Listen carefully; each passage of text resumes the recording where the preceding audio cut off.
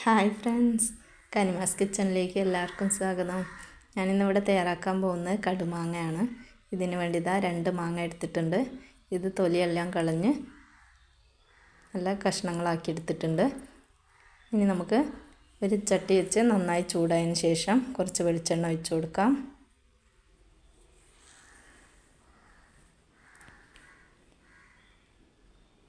ഇനി നമുക്ക് ആവശ്യത്തിനുള്ള കടുക് ചേർത്ത് കൊടുക്കാം.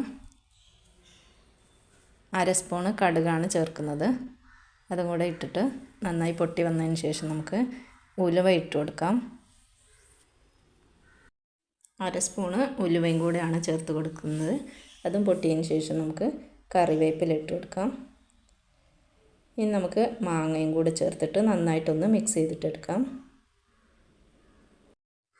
ഇത് കുറച്ച് സമയം നന്നായിട്ടൊന്ന് ഇളക്കി കൊടുക്കണം. ഇനി ഇതിലേക്ക് ആവശ്യമായിട്ടുള്ള ഉപ്പ് ചേർത്ത് കൊടുക്കാം. ഉപ്പ് ഞാനിവിടെ കല്ലുപ്പാണ് ചേർത്ത് കൊടുക്കുന്നത്.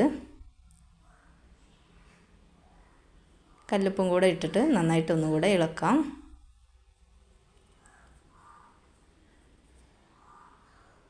ഇനി ഇതിലേക്ക് മഞ്ഞൾപ്പൊടിയാണ് ചേർത്ത് കൊടുക്കേണ്ടത്.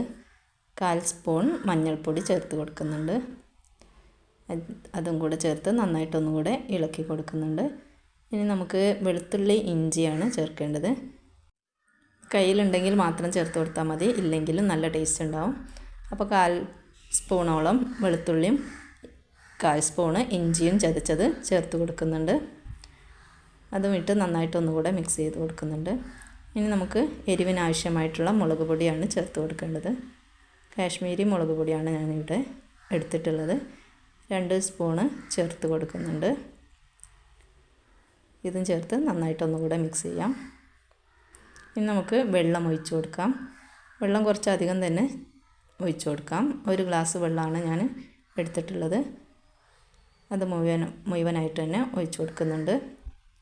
കുറേശ്ശെ ഒഴിച്ചിട്ട് ഒന്ന് ഇളക്കി കൊടുത്തതിന് ശേഷം പിന്നെ വീണ്ടും ബാക്കിയും കൂടെ ഒഴിച്ചു കൊടുക്കുന്നുണ്ട്.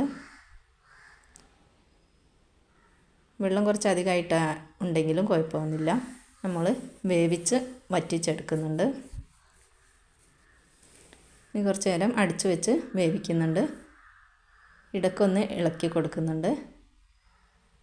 വീണ്ടും അടിച്ചു വെച്ച് ഒന്ന് വറ്റിച്ചെടുക്കുന്നുണ്ട്. ഇപ്പോൾ ഇതാ നമ്മുടെ കടുമാങ്ങ റെഡി ആയിട്ടുണ്ട്. മാങ്ങ നന്നായി വെന്ത് വന്നിട്ടുണ്ട്. ഒന്ന് സ്പൂൺ വെച്ചിട്ട് ഒന്ന് ഒടിച്ചാൽ നന്നായിട്ട് വെന്ത് ഉടഞ്ഞ് കിട്ടും. അപ്പോൾ ഇത് റെഡിയായി വന്നിട്ടുണ്ട്. ഇത് ചോറിൻ്റെ കൂടെയൊക്കെ കഴിക്കാൻ നല്ല ടേസ്റ്റാണ് കേട്ടോ. ഇതുപോലെ ഒരു പ്രാവശ്യമെങ്കിലും എല്ലാവരും ഒന്ന് ഉണ്ടാക്കി നോക്കണേ. അപ്പോൾ ഈ വീഡിയോ ഇഷ്ടപ്പെട്ടിട്ടുണ്ടെങ്കിൽ ലൈക്ക് ചെയ്യാനും കമൻറ്റ് ചെയ്യാനും ഷെയർ ചെയ്യാനും മറക്കാതിരിക്കുക. വീണ്ടും ഒരു പുതിയ വീഡിയോയുമായിട്ട് വീണ്ടും കാണാം. Okay, by.